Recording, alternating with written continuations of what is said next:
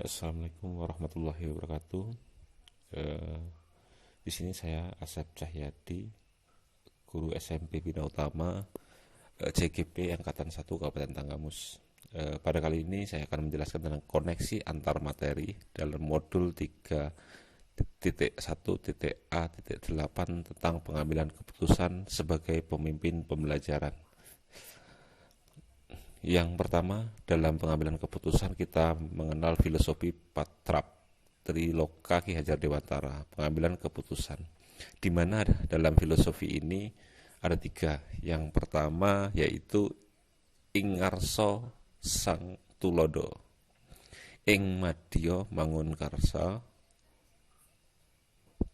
Tutwuri Handayani. Nah, ketiga itu menjadi filosofi. Yang pertama saya akan menjelaskan tentang Ingarso Ing Tulodo, di mana Ingarso Tulodo ini di depan memberikan teladan. Jadi kita sebagai seorang pendidik haruslah dapat memberi teladan, baik itu di dalam kelas kepada peserta didik ataupun di sekolah atau di lingkungan kita sebagai teladan. Nah, yang kedua, di sini kita akan menjelaskan Ing Madya Mangun Karso, yaitu di sini di tengah membangun karso, kemauan atau semangat. Jadi seorang guru atau guru sebagai pemimpin pembelajaran itu harus dapat menumbuhkan rasa kemauan kepada murid dan rasa semangat kepada murid sehingga murid dapat belajar bertumbuh sebagai kodratnya. Yang selanjutnya adalah Tutwuri Handayani, di mana Tutwuri Handayani ini pengertiannya adalah dari belakang mendukung.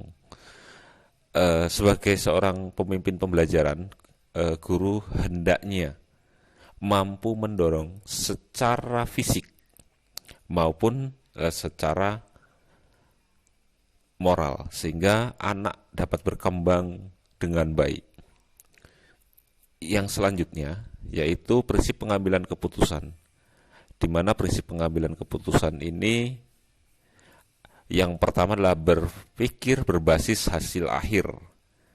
Nah, jadi kita mengambil keputusan berbasis hasil akhirnya nanti. Yang kedua adalah berbasis peraturan atau peraturan yang ada. Jadi pertimbangannya adalah suatu peraturan. Yang ketiga adalah berbasis rasa peduli atau kemanusiaan kepada anak. Pengambilan keputusan yang tepat, nah, di sini adalah paradigma dilema. Jadi merasa dilema. Yang pertama individu melawan peraturan masyarakat. Yang kedua ada rasa keadilan melawan rasa kasihan. Yang ketiga kebenaran melawan kesetiaan. Yang keempat jangka pendek melawan jangka panjang. Nah, itu merupakan hal yang perlu kita pahami bersama.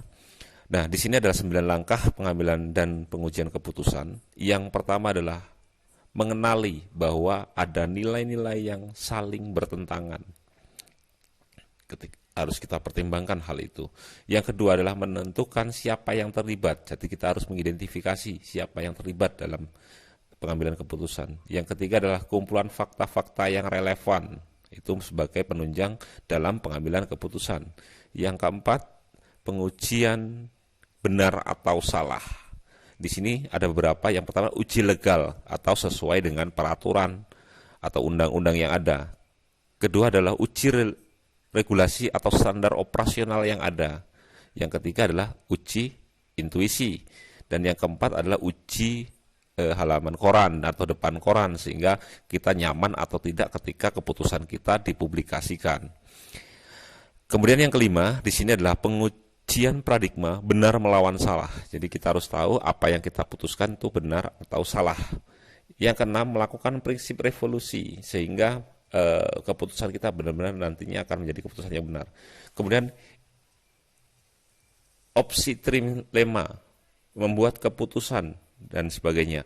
Jadi itu yang perlu kita pahami. Kemudian kesulitan dalam pengambilan keputusan yaitu kasus dilema etika.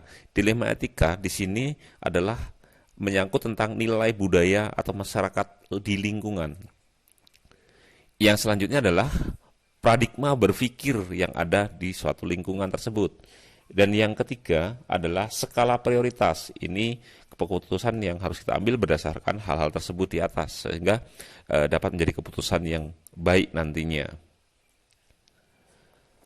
Yang selanjutnya adalah pengambilan keputusan yang tepat. Nah, jadi kita memahami di sini bagaimana kita mengambil keputusan secara tepat nantinya.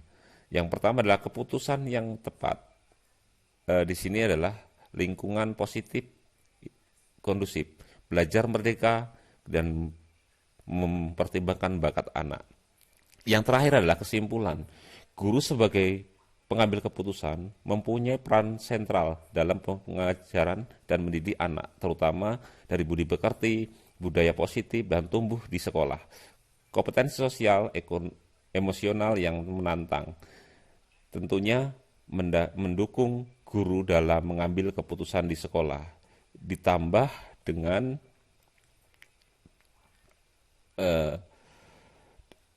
penerapan pengambilan pembelajaran yang terintegrasi, pembelajaran berdiferensiasi, sehingga membuat guru bisa mengoptimalkan murid melalui proses coaching yang tepat. Mungkin itu yang dapat saya jelaskan, mudah-mudahan bermanfaat dalam koneksi antar materi pada modul 3.1. Terima kasih. Wassalamualaikum warahmatullahi wabarakatuh.